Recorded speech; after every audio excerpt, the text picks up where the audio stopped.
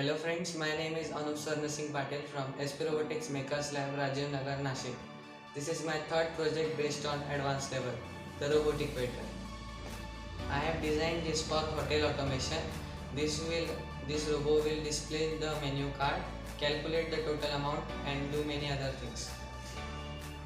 The components I have used is SP board, starter shield, auto-on shield, 4 IR sensors and 2 BO motors. Now this will display the welcome message and ask the customer what he will like to have. And now it will continuously follow the line and stop for when anyone comes in front of it.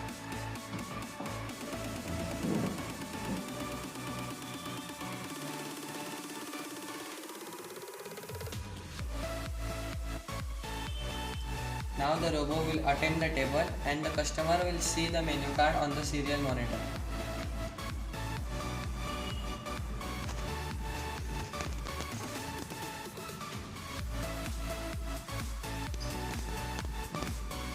Now if the customer like to order kebab, so he will press the button of kebab and the order will be displayed on the LCD screen and also on the serial monitor. And he orders tea, then tea will be displayed on the LCD screen as well as on the serial monitor, and the price will be added here.